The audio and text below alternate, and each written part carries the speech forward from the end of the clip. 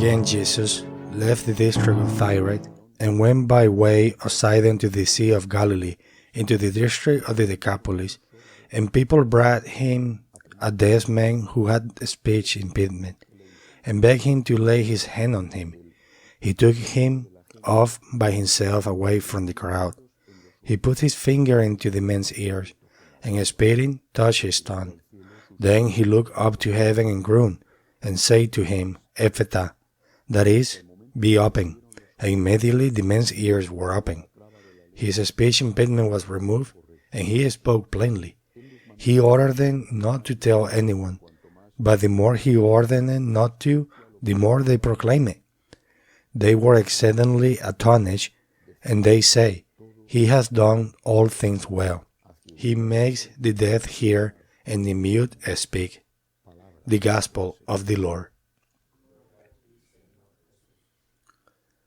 Perhaps, in order to understand the profound meaning of this miracle of the Lord, it is necessary to look at the well-known sculpture or drawing of the three monkeys. One monkey has his hands covering his eyes so that he cannot see. Another puts his hand over his mouth so that he cannot speak, and another puts his hand over his ears so that he cannot hear. The three monkeys represent the man who is selfish. I don't know about the man who is egoist or selfish in our time, but possibly he has always been that way. He doesn't want to hear the pleas for help from those around him. He doesn't want to hear. He doesn't want to see. He doesn't want to see the injustice. He doesn't want to see the pain around him. He doesn't want to speak. He doesn't want to lend his voice to the pain around him. I don't want to hear or see or talk. In other words, the maximum that many applies to their life is, I don't want trouble. And even when they see that someone is committed to help, to see, to hear, and to speak, they immediately give them advice, which they consider wise. Don't get in trouble. Don't complicate your life. Just live your life.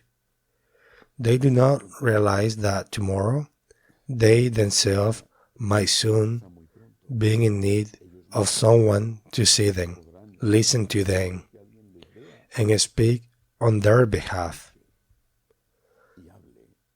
Selfishness kills not only the victims, but also the selfish person himself. Because tomorrow the selfish person will need help, and it will not be given to him, just as he has not given it to others.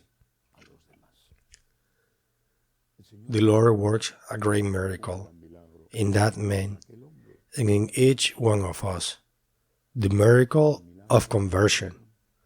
When you approach the Lord immediately after an immense feeling of shame for not having loved Him enough,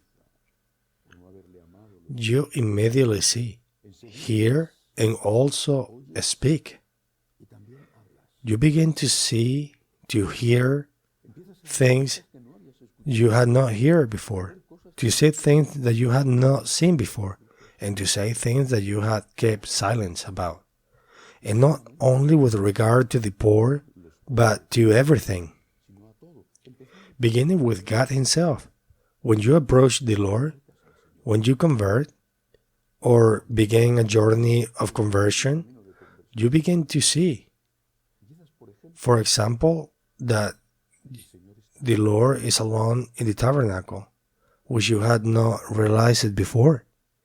You begin to see how frivolously some people go to Mass, how lightly they take communion without going to confession, and you had not realized it before because perhaps you had been one of them.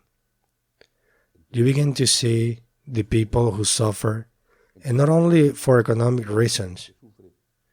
You begin to see them You had not seen them. You passed by their sides, the beggar, the seeker, the elderly, the poor. You passed by their side, and you did not see them. They were not even shadows. They were nobody. And now you begin to see them, and you begin to listen. You begin to hear a soft and powerful voice inside you.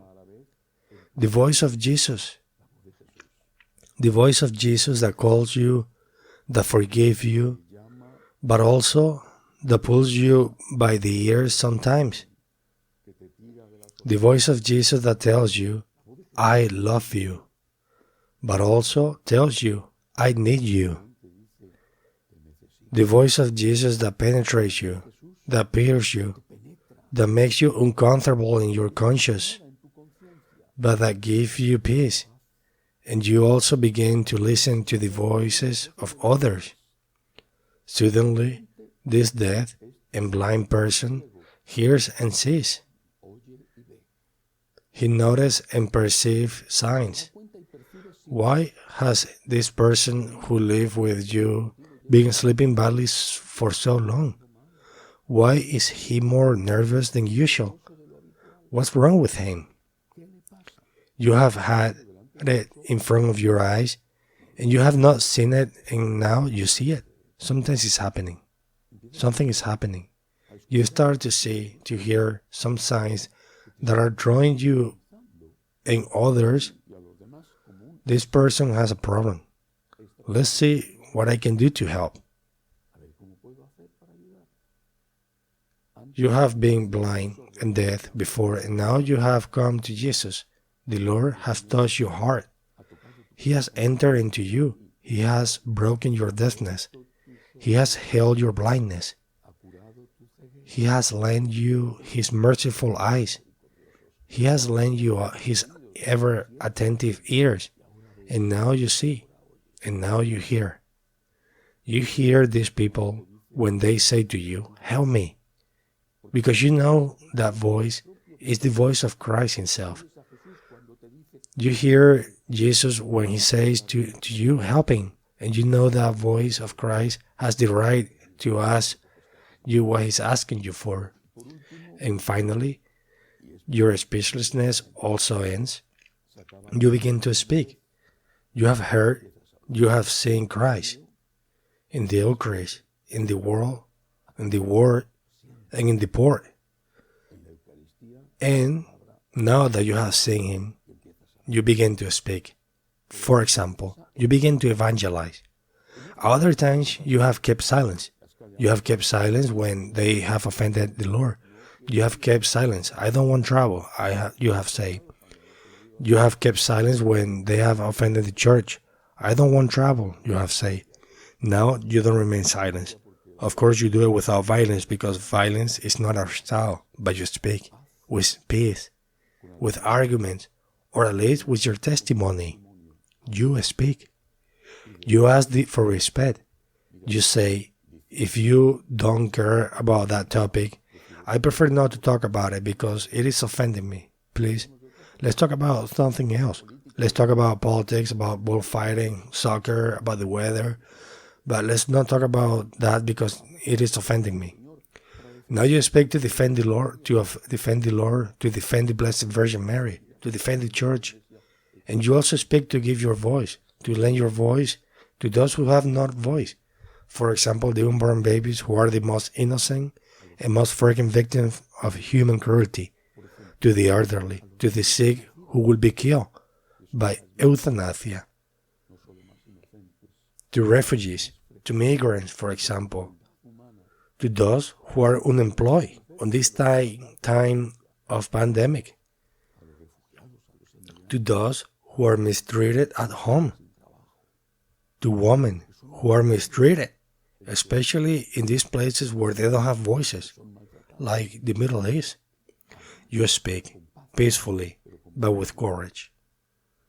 They try to silence you, always with that excuse, with that argument. Don't complicate your life. They will tell you you are a troublemaker. You're a defender of a lost cause. But you can no longer be silent.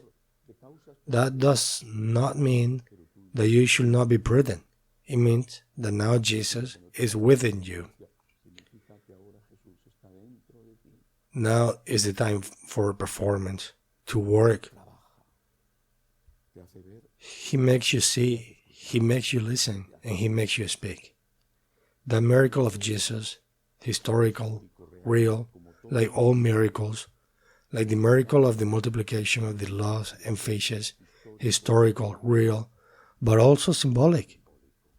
That miracle of Jesus can and does happen every day in each one of us. Before, Lord, I did not see. Before, I did not hear, because I did not speak. Now, Lord, I have met you. I have met me. You have entered into me. You have broken my deafness. You have cured my blindness. And now, Lord, I speak of your wonders. And now, Lord, I also speak of the need of the defenseless to be defended. Amen.